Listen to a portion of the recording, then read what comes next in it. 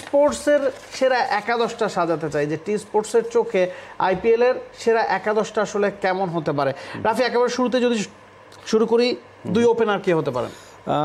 Sunil Narine এবং বিরাট কোহলিকে choose করতে হচ্ছে। যেভাবে করে Sunil Narine through out the tournament খেলেছে, কেকেআর চ্যাম্পিয়ন হওয়ার পেছনে তার ব্যাটিং এবং ইকুয়ালি বোলিং দুটো পারফরমেন্স বিবেচনায় একদম ওপেনিংয়ে সুনীল নারিন থাকছেন। বিরাট কোহলি তার সঙ্গে জুটি বাঁধবেন, কারণ বিরাট কোহলি অরেঞ্জ ক্যাপ উইনার এই আইপিএল এর হাইস্ট। এবং সবচেয়ে বড় কথা হচ্ছে বিরাট কোহলি এবার যেভাবে রান করেছেন, 700-র উপর রান তিনি করেছেন, 741 রান করেছেন, সেটা বড় বিষয় না, কিন্তু যে ধরনের স্ট্রাইক রেটে ব্যাটিং করেছেন, যে ধরনের ইন্টেন্ট দেখিয়েছেন, এবং বিরাট কোহলির ইন্টেন্ট নিয়ে আসলে প্রশ্ন উঠেছে। তিনি অ্যাঙ্কর রোল প্লে করেন, সে কারণে হয়তো বেশি রান করেন। এবার কিন্তু তিনি 150-র উপর স্ট্রাইক রেটে ব্যাটিং করেছেন, তো ইন্টেন্টটাও তিনি দেখিয়েছেন এবং রান সবসময়ের মতো তিনি করেন। তো Virat Kohli orange cap holder, তাকে না রাখার উপায় নেই। আর Sunil Narine most valuable player, সেটা তিনি হয়েছেন। তার চেয়েও বড় কথা, টুর্নামেন্টের মাঝপথেই আসলে মানুষ নিশ্চিত হয়ে গেছে যে এবার এমভিপি নারায়ণ হতে যাচ্ছেন, কারণ ব্যাট হাতে বিধ্বংসী।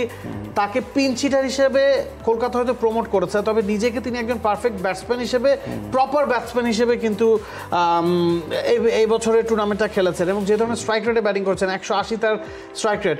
কলকাতার হয়ে টপ রান গেটার কিন্তু সুনীল নারায়ণ, ফিল সল্ট বা ভেঙ্কটেশ আয়ার বা শ্রেয়াস আয়ার না, সুনীল নারায়ণই সবচেয়ে বেশি রান করেছেন। তো তাকে না রাখার আসলে কোনো উপায় ছিল না। হ্যাঁ, কিছুটা ব্যাড লাক বলা যায় যে অভিষেক শর্মা বা ট্রাভিসের দুজনের একজনকে আসলে রাখা গেল না।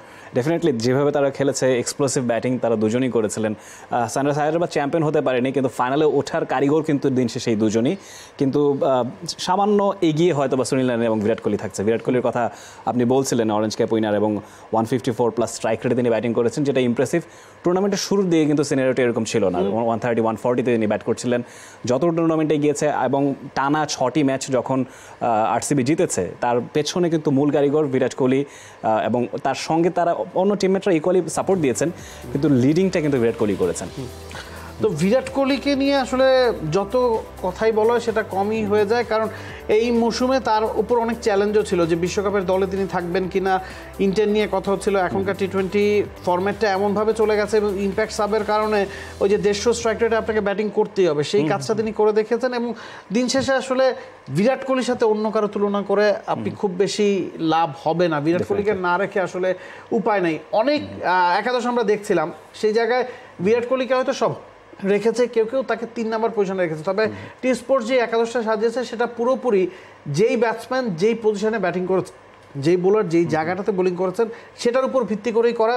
নতুবা হয়তো আপনি বিরাট কোহলিকে 3 নম্বরে রাখতে পারতেন, বা ট্রাভিস হেড বা অভিষেক শর্মার যে কোনো একজনকে ওপেন করাতেই পারতেন। তবে বিরাট কোহলি যেহেতু পুরো টুর্নামেন্টটা ওপেন করেছেন, সেই কারণে আসলে তাকে ওপেনিংয়ে রাখা। 3 নম্বর পজিশন, 4 নম্বর পজিশন, দুই জায়গাতেই রাজস্থান রয়্যালসের দুই ব্যাটসম্যান সঞ্জু স্যামসন, রিয়ান পরাগ, দুজনকেই রাখা হয়েছে।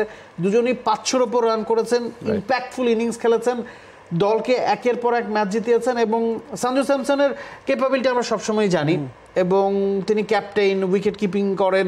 তার চেয়েও বড় কথা, একটু রিয়ান পরাগকে নিয়ে কথা না বললেই না। ব্রেক থ্রু সিজন বলা যায় রিয়ান পরাগের। অ্যাবসলিউটলি। তাকে রাজস্থান রয়্যালস গেল 3-4 বছর ধরেই খেলাচ্ছে। 6-7-এ ব্যাটিং করছিলেন, খুব ভালো কিছু করতে পারেননি এবং দলের জন্য অনেকাংশে বোঝা ছিলেন। এই বছর তিনি ঘরোয়া ক্রিকেটে পারফর্ম করার ফলেই কিন্তু তাকে 4 নম্বর পজিশন দেওয়া হয়েছে, এবং স্যামসনের চেয়েও তার রান বেশি। আপনি যখন 4 নম্বরে ব্যাটিং করে প্রায় 600 রান করবেন, 573 রান সম্ভবত করেছেন, স্ট্রাইক রেটটাও আউটস্ট্যান্ডিং। কি বলবেন আসলে? আসলে সঞ্জু স্যামসন, তিনি তো ওয়ার্ল্ড কাপ স্কোয়াডে ঠাঁই মিলেছে তার, যেটা আসলে খুব সহজ হতো। আগেও তাকে আসলে নেওয়া যেত, অনেকে এই নিয়ে ক্রিটিকও করেছেন যে তাকে তিনি কেন দলে নেই। রিয়ান পরাগ সেক্ষেত্রে তার যে ব্রেক থ্রুটা হয়েছে, সেটার আসলে আইপিএলের চেয়ে আমার কাছে মনে হয় ইন্ডিয়ান টিম ম্যানেজমেন্ট তারা হয়তো আগের পরিসংখ্যান, কয়েক বছরের পরিসংখ্যানটা দেখেছে, ইন্টারন্যাশনাল অ্যারেনাতে পারফরমেন্স দেখেছে, সেই কারণে হয়তো তিনি ওয়ার্ল্ড কাপ স্কোয়াডে তার ঠাইটা মেলেনি। It is very unfortunate for him, but তিনি যেভাবে খেলেছেন, 52+ অ্যাভারেজ, 150 স্ট্রাইক রেট, 4 নম্বরে, আপনি যেটা বলছিলেন লেট অর্ডারে, আসলে তার রোলের চেয়ে বরঞ্চ টপ অর্ডারে বা 4 নম্বরে তিনি যেভাবে খেলেছেন ডিপ মিডল অর্ডারে, সেটা আসলে অনেক বেশি ভাইটাল ছিল আরআরের জন্য। 5 নম্বর পজিশন নিয়ে আসলে অনেক ধরনের কথাবার্তাই হয়েছে, সেটা বিভিন্নভাবে আপনি ক্যালকুলেশন করতে পারেন। আপনার দলে বিদেশি রাখতে পারবেন আপনি 4 জন, সেই বিদেশি কারা হবেন সেটার উপর ভিত্তি করে কিন্তু 5 নম্বর পজিশনটা সাজানো হয়েছে। সেই জায়গায় ঋষভ পান্তকে আমরা রেখেছি, মানে 1.5 বছর ক্রিকেটের বাইরে ছিলেন, যে ধরনের অ্যাক্সিডেন্টের পরে তিনি কামব্যাক করেছিলেন, মানে এরপরও প্রায় 450 রান করেছেন, 155 তার স্ট্রাইক রেট। আপনি হয়তো পান্তকে অনেক একাদশে নাও দেখতে পারেন, সেক্ষেত্রে হেনরি ক্লাসেন, নিকোলাস পুরানরাও আছেন। তবে যেহেতু বিদেশির সংখ্যাটা 4 সে কারণেই আসলে পান্তকে রাখা হয়েছে এবং হ্যাটস অফ টু হিম যেভাবে তিনি কামব্যাকটা করেছেন এটা নিয়ে আসলে ওই যে সিনেমার গল্প আসলে লেখা সম্ভব। অ্যাবসলিউটলি, তার কিন্তু ইনজুরিটা কেটে ওঠার কথা আরও পরে। তিনি কিন্তু প্রায় 4-5 মান্থস আগেই তিনি মাঠে নেমে গেছেন, আইপিএল খেলবেন বলে নিজেকে সেভাবে প্রিপেয়ার করেছেন। রিহ্যাবিলিটেশন প্রসেসটাও ডিফারেন্ট হয়েছে এবং ইনজুরি তো না, আসলে অ্যাক্সিডেন্ট, এই মানে প্রায় মৃত্যুর কাছাকাছি তিনি পৌঁছে গিয়েছিলেন। ইনজুরির থেকে আপনি কিভাবে রিহ্যাব করবেন সেটা হয়তো অনেক ক্রিকেটারের জানা, accident is a different scenario, different case. Definitely, আসলে অনেকের কাছেই বিস্ময় যে তিনি কিভাবে আইপিএলটা খেলেছেন এবং যেভাবে খেলেছেন দাপটের সাথে খেলেছেন। তার সহজাত পারফরমেন্স তিনি একদম শুরু থেকে দিয়ে আসছেন। হয়তোবা তার দল হয়তোবা শুরুর দিকটাতে কিছুটা খাবি খেয়েছে, পরবর্তীতে আসলে ডিসির জন্য কিছুটা ব্যাড লাকও, ওভারঅল অনেক কিছুই তাদের আসলে পক্ষে কথা বলেনি। কিন্তু ক্যাপ্টেন তার সামনে, he led it from the front এবং তার পারফরমেন্স অনুযায়ী তিনি ওয়েল ডিজার্ভড আসলে এই স্কোয়াডে তার টাইম এলাটা।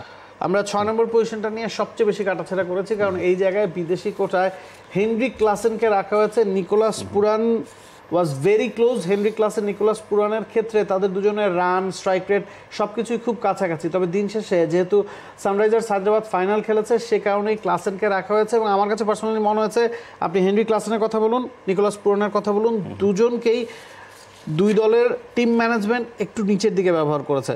অন্তত পক্ষে 4 বা 5-এ এই দুজনকে ব্যবহার করা যেত এবং সেক্ষেত্রে হয়তো ফলাফলটা অন্যরকম হতে পারতো। কারণ ক্লাসের যখন 6 ব্যাটিং করছেন তখন দল কিন্তু চাপে। আপনি কোয়ালিফায়ার 1-এর কথা বলুন, ফাইনালের কথা বলুন, তখন কিন্তু ক্লাসেন যে ধরনের ফ্রি ফ্লোয়িং ক্রিকেটটা খেলে অভ্যস্ত সেটা খেলার উপায় তার ছিল না।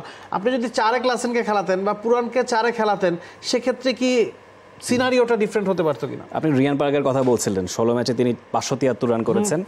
16 ম্যাচ খেলেই 479 রান করেছেন হেনরিক ক্লাসেন, কিন্তু তিনি খেলেছেন 6 নম্বরে। 4 নম্বরে খেললে হয়তোবা তিনি 600 প্লাস রান করে ফেলতে পারতেন, হু নোস। সেক্ষেত্রে তার স্ট্রাইক রেট 171।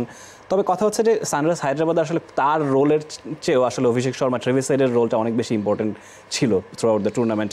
খুব যে সাপোর্ট প্রয়োজন পড়েছে সব ম্যাচে তাও নয়, হয়তোবা 280-270 প্লাস রান রেগুলার বেসিসে করেছে বলে মনে হচ্ছে হেনরিক ক্লাসেন খুব ভাইটাল ছিলেন। Definitely he was A vital player, but আমার মনে হয় 6 তিনি ঠিক আছেন যেভাবে তিনি খেলেছেন সোফার।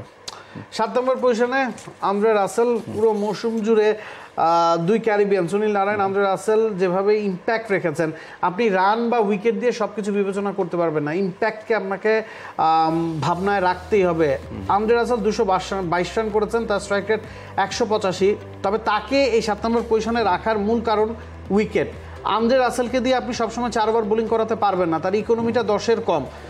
19টা উইকেট তিনি পেয়েছেন 6 বোলিং অপশন হিসেবে।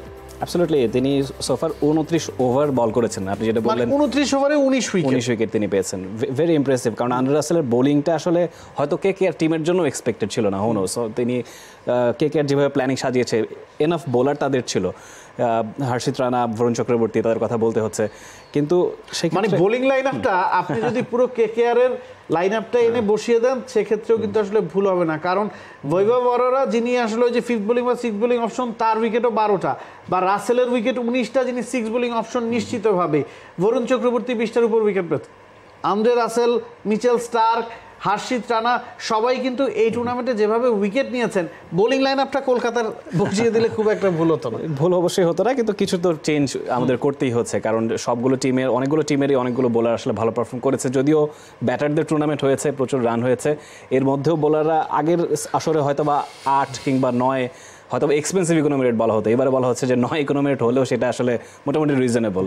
সেই বিবেচনায় আমরা আসলে সেক্ষেত্রে আন্দ্রে রাসেলকে রাখতে হচ্ছে এবং সঙ্গে প্যাট কামিন্স এরপর থাকবেন নিশ্চয়ই। কিন্তু ক্যাপ্টেন্সিটা কি ক্যাপ্টেনকে রাখার মূল কারণ তো আসলে ক্যাপ্টেন্সি, যে আপনি দলে ক্যাপ্টেন কাকে বানাবেন এবং যেভাবে তিনি ক্যাপ্টেন্সি করছেন, সেটা অস্ট্রেলিয়ার হয়ে বলুন বা সানরাইজার্স হায়দ্রাবাদের হয়ে বলুন, তিনি ডিফারেন্সটা মেক করে দিয়েছেন। 16 ম্যাচে 18 উইকেট এবং ইকোনমিটা 9.28। তার চেয়েও বড় কথা আমার কাছে পার্সোনালি মনে হচ্ছে এই পুরো টুর্নামেন্ট জুড়ে 2টা বাউন্সারের যে রুলটা ইমপ্লাই করা হয়েছিল সেটার সর্বোচ্চ ব্যবহার যদি কেউ করে থাকেন সেটা প্যাট কামিন্স। এবং ব্যাটিংয়েও তিনি 8 নম্বর পজিশনে ভালোই রান কিন্তু সানরাইজার্সকে এনে দিয়েছেন। Definitely on end of bat হাতেও তার রোল আমরা দেখেছি, যদিও মূল দায়িত্বটা বল হাতে, কিন্তু ব্যাটিং বোলিং ছাপিয়েও তার নেতৃত্ব গুণ। তিনি অস্ট্রেলিয়া টিমেরও ক্যাপ্টেন্সি করবেন T20 ওয়ার্ল্ড কাপে, আমরা আসলে মুখে আছি।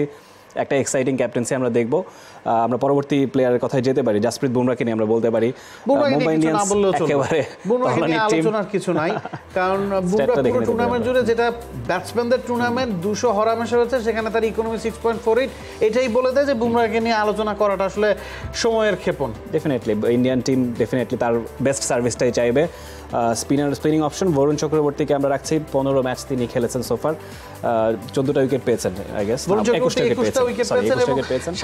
যদি দুটা ম্যাচ কলকাতার ওয়াশ আউট না হতো, হয়তো পার্পল ক্যাপটা বরুণ চক্রবর্তী পেতেন, এটা আমার কাছে পার্সোনালি মনে হয়। এছাড়া শেষ পেস বোলিং অপশন হিসেবে হর্ষিত রানাকে রাখা হয়েছে, ব্রেক থ্রু সিজন তার জন্য, আনক্যাপড ইন্ডিয়ান প্লেয়ার, 140 কিলোমিটারের উপর গতিতে বল করতে পারেন, এবং বরুণ চক্রবর্তী, সুনীল নারায়ণ, এই দুজনকে একসাথে খেলানোর জন্যই আসলে কুলদীপ যাদবের জায়গায় বরুণ চক্রবর্তীকে রাখানো হয়েছে, যে এই দুজনের কেমিস্ট্রিটা দারুণভাবে কিন্তু আসলে ইম্প্যাক্ট ফেলেছে পুরো টুর্নামেন্ট জুড়ে। এবং হর্ষিত রানার জন্য আসলে ব্রেক থ্রু একটা সিজন ছিল, এবং 140 কিলোমিটার উপর গতিতে তিনি বল করতে পারেন, স্লোয়ার বলগুলো খুব ভালো, দারুণ একটা সেলিব্রেশনও আমরা পুরো টুর্নামেন্ট জুড়ে তার দেখেছি, যে কারণে তাকে ফাইনের শিকার হতে হয়েছে, এবং একটা ম্যাচ তিনি বসেও ছিলেন, এবং দিন শেষে কলকাতা নাইট রাইডার্স উদযাপনটা কিন্তু ওই সেলিব্রেশনেই করেছে। এই ছিল টি স্পোর্টসের চোখে আইপিএল এর সেরা একাদশ। আরও একবার মনে করে দিতে চাই, সুনীল নারায়ণ, বিরাট কোহলি ওপেনিংয়ে, সঞ্জু স্যামসন, রিয়ান পরাগ, 2 রাজস্থান রয়্যালস ব্যাটার, মিডল অর্ডারে ঋষভ পান্ত, কামব্যাকের জন্য তাকে এই জায়গায় রাখা হয়েছে, leading from the front Heinrich Klaasen, Andre Russell, Pat Cummins, 3 বিদেশি, জসপ্রীত বুমরা, বরুণ চক্রবর্তী, হর্ষিত রানা। অ্যাবসলিউটলি, এবং ইম্প্যাক্ট হিসাবে কুলদীপ যাদব, বিনেত দিনেশ কার্তিকের দুটো অপশন আমরা অন এন্ড অফ ইউজ করতে পারি, হয়তো বা উইকেট এবং টসের সিদ্ধান্তের উপর ভিত্তি করে সেভাবে করে রাখা যেতে পারে। For more updates, subscribe to our YouTube channel and click on the bell icon. Follow us on Facebook and Instagram. Download T-Sports app to enjoy exciting games and highlights. Visit tsports.com.